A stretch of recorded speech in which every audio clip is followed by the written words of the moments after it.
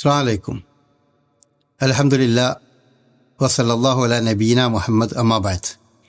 പ്രിയപ്പെട്ട സഹോദരന്മാരെ, സഹോദരികളെ, നമ്മുടെ കയ്യിലുള്ള നാണയത്തിന് നമ്മൾ സക്കാത്ത് നിർണയിക്കുമ്പോൾ അവിടെ മാനദണ്ഡമാക്കേണ്ടത് സ്വർണമാണോ അതോ വെള്ളിയാണോ എന്നതാണ് ചോദിച്ചിട്ടുള്ളത്. ഇങ്ങനൊരു ചോദ്യം വരാൻ കാരണം സ്വർണവും വെള്ളിയും തമ്മിലുള്ള ഭീമമായ വിലയിലുള്ള അന്തരമാണ്. 85 ഗ്രാം സ്വർണമാണ്, അഥവാ 10.5 പവനിൽ കൂടുതൽ സ്വർണമുണ്ടാകുമ്പോഴാണ് അതിന് സക്കാത്ത് നൽകേണ്ടി വരുന്നത്. വെള്ളിയാണെങ്കിൽ 595 ഗ്രാം വെള്ളി ഉണ്ടെങ്കിൽ അതിന് സക്കാത്ത് നൽകേണ്ടതുണ്ട്. അഥവാ വെള്ളിയുടെ നിസാബ് 595 ഗ്രാമും സ്വർണത്തിൻ്റെ നിസാബ് ഇന്നത്തെ കണക്ക് പ്രകാരം 85 ഗ്രാമുമാണ്. റസൂലുള്ളാഹി സ്വല്ലല്ലാഹി അലൈഹി വസല്ലമയുടെ കാലത്തെ കണക്കാക്കി നമ്മൾ പറയുമ്പോൾ 20 ദീനാറാണ് സ്വർണത്തിൻ്റേത്, 200 ദിർഹമാണ് വെള്ളിയുടെ നിസാബ്. അപ്പോൾ അത് റസൂലുള്ളാഹി സ്വല്ലല്ലാഹി അലൈഹി വസല്ലമയുടെ കാലത്ത് അത് തമ്മിലുള്ള അന്തരം വളരെ കുറവാണ്. ഇന്ന് ഭീമമായ അന്തരമുണ്ട്. അതുകൊണ്ട് ഇന്ന് നമ്മുടെ കയ്യിലുള്ള പണത്തിന് നമ്മൾ സക്കാത്ത് കണക്കാക്കുമ്പോൾ അത് വെള്ളിയുടേതായി കണക്കാക്കുകയാണെങ്കിൽ ഏകദേശം ഒരു 45,000 രൂപ ഒരു വർഷം തൻ്റെ അടിസ്ഥാന ആവശ്യങ്ങളൊക്കെ കഴിച്ച് കയ്യിൽ ഉണ്ടെങ്കിൽ അതിന് അയാൾ സക്കാത്ത് നൽകേണ്ടി വരും. എന്നാൽ സ്വർണത്തെ നമ്മൾ നിസാബായി കണക്കാക്കുകയാണെങ്കിലോ 5 ലക്ഷം രൂപ ഒരു വർഷം കഴിയുമ്പോൾ അടിസ്ഥാന ആവശ്യങ്ങൾ കഴിച്ച് ബാക്കിയുണ്ടെങ്കിൽ അതിനാണ് സക്കാത്ത് നൽകേണ്ടി വരുള്ളൂ. അപ്പോൾ അതുകൊണ്ട് തന്നെ ഈ വിഷയം കൃത്യമായി നമ്മൾ മനസ്സിലാക്കേണ്ടതുണ്ട്. പണ്ഡിതന്മാരിത് ചർച്ച ചെയ്തിട്ടുണ്ട്. മുസ്ലിം ലോകത്തെ ബഹുഭൂരിപക്ഷം പണ്ഡിതന്മാരും അതുപോലെ ഫിഖ് കൗൺസിലുകളും അവരെല്ലാം ഇതിന് നിർണയിച്ചിട്ടുള്ളത് റാബിത്തുൽ ആലമുൽ ഇസ്ലാമിയുടെ കീഴിലുള്ള ഫിഖ് കൗൺസിൽ, അതുപോലെ സൗദി അറേബ്യയിലെ ലജ്നത്തു ദായിമ അല്ലെങ്കിൽ കിബാറുൽ ഉലമ, അതുപോലെ ഷെയ്ഖ് ബിൻ ബാസ്, അതുപോലെ ഷെയ്ഖ് ഹുസൈമിൻ പോലെയുള്ള മഹാരഥന്മാരായ പണ്ഡിതന്മാരും അതുപോലെ തന്നെ ഈ ലോകത്തെ വിവിധ സക്കാത്ത് ഫണ്ടുകളുടെ കേന്ദ്രങ്ങളും ഫിഖ് കൗൺസിലുകളൊക്കെ ഇവിടെ പരിഗണിക്കപ്പെടേണ്ടത് വെള്ളിയുടെ നിസാബാണ് നാണയത്തിന് നമ്മൾ കണക്കാക്കേണ്ടത് എന്നാണ്. എന്നാൽ ഷെയ്ഖ് യൂസുഫുൽ ഖർദാവിയെ പോലെയുള്ള ചില പണ്ഡിതന്മാർ അങ്ങനെയല്ല, സ്വർണത്തിൻ്റെതാണ് കണക്കാക്കേണ്ടത് എന്നും അഭിപ്രായപ്പെട്ടിട്ടുണ്ട്. വാസ്തവത്തിൽ ഇത് ഏതാണ് ശരി എന്ന് നമ്മൾ പരിശോധിച്ച് നോക്കുമ്പോൾ, അല്ലെങ്കിൽ ഏതാണ് കൂടുതൽ തെളിവുകളുടെ പിൻബലമുള്ളത് നോക്കുമ്പോൾ ഇതിൽ വെള്ളി നിസാബായി എടുക്കുന്നതാണ് പലതുകൊണ്ടും സ്വീകാര്യമായി തോന്നുന്നതും നമുക്ക് മനസ്സിലാകുന്നതും അതാണ്.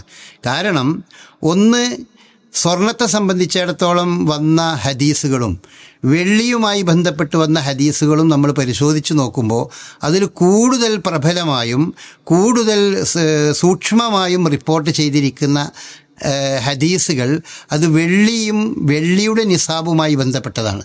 സ്വർണത്തിനെ സംബന്ധിച്ച് വന്നതിൽ പല ഹദീസുകളെ സംബന്ധിച്ചും വ്യത്യസ്തമായ അഭിപ്രായങ്ങളുണ്ട്.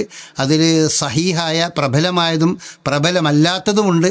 അപ്പോൾ ആപേക്ഷികമായി നോക്കുമ്പോൾ സ്വർണത്തിൻ്റെ നിസാബിനെ പറ്റി പറയുന്നതിനേക്കാൾ കൂടുതൽ വെള്ളിയുടെ നിസാബിനെ പറ്റി പറയുന്ന ഹദീസുകൾക്ക് കൂടുതൽ പ്രാമാണികതയുണ്ട്.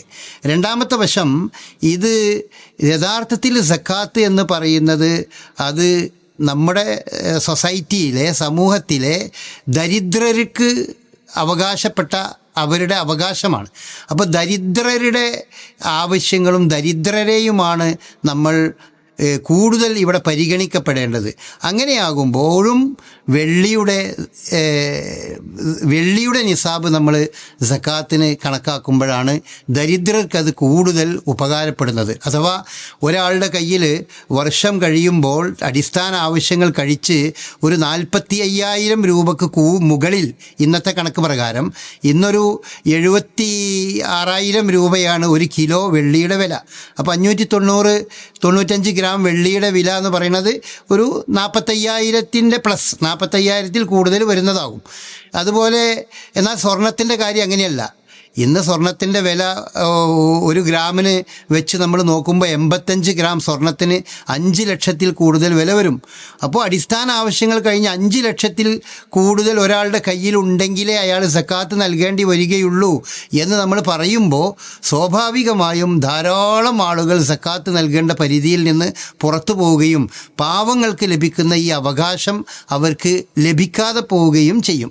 അതുകൊണ്ട് തന്നെ ഇവിടെ ഷെയ്ഖ് ഇബ്നു ബാസും അതുപോലെ തന്നെ ഷെയ്ഖ് ഹുസൈമിൻ പോലെയുള്ള പണ്ഡിതന്മാരും അതുപോലെ ഫിഖ്ഹു കൗൺസിലൊക്കെ അഭിപ്രായപ്പെട്ടിട്ടുള്ളത് ഇവിടെ എന്തുകൊണ്ടും നമ്മൾ പാവങ്ങളുടെ അഥവാ ദരിദ്രരുടെ, അതാണ് സക്കാത്തിൻ്റെ ബേസ്, അതാണ് തുഖദു മിൻ അഗ്നിയാഇഹിം വ തുറദ്ദു ഇലാ ഫുഖറാഇഹിം എന്നാണ്. ധനികരിൽ നിന്ന് സ്വീകരിച്ച് ദരിദ്രരിലേക്ക് നൽകപ്പെടുന്ന സമ്പത്ത് എന്നാണ് സക്കാത്തിന് നമ്മൾ നൽകുന്ന വിശദീകരണം തന്നെ. അപ്പോൾ അതുകൊണ്ട് ഇവിടെ പരിഗണിക്കപ്പെടേണ്ടത് ദരിദ്രരെയാണ്. അന്നിലക്ക് നോക്കുമ്പോഴും നമ്മളുടെ കയ്യിലുള്ള നാണയത്തിൻ്റെ അതുപോലെ കറൻസിയുടെ സക്കാത്ത് കണക്കാക്കുമ്പോൾ അത് വെള്ളിയുടെ നിസാബ് തന്നെ അതിൽ കണക്കാക്കുകയാണ് കൂടുതൽ അഭികാമ്യം. അതാണ് ശരി. ഒരർത്ഥത്തിൽ നോക്കുമ്പോൾ ഒരു ഗവേഷണപരമായ വിഷയമാണ് എന്നൊക്കെ പണ്ഡിതന്മാരിൽ പലരും അഭിപ്രായപ്പെട്ടിട്ടുണ്ടെങ്കിലും ഇവിടെ നമുക്ക് കുറച്ചുകൂടി വ്യക്തതയും തെളിവുകളുടെ പിൻബലവും ഉള്ളത് വെള്ളിയുടെ നിസാബ് സ്വീകരിക്കണം എന്നതാണ്. അതുകൊണ്ട് നമ്മൾ ഓരോരുത്തരും തന്നെ നമ്മുടെ കയ്യിൽ ഒരു വർഷം കഴിയുമ്പോൾ അടിസ്ഥാന ആവശ്യങ്ങൾ കഴിച്ച് 45,000 രൂപയിൽ കൂടുതൽ നമ്മുടെ കയ്യിൽ വരുന്നുണ്ടെങ്കിൽ നമ്മളതിന് 2.5% സക്കാത്ത് നമ്മൾ നൽകേണ്ടതാണ്. 45,000 കൂടുതൽ വരുന്നില്ല എന്നുണ്ടെങ്കിലോ സക്കാത്ത് നൽകേണ്ടതുമില്ല. അതാണ് നിസാബ് എന്ന് പറയുമ്പോൾ ഉദ്ദേശിക്കുന്നത്. വല്ലാഹു അലം.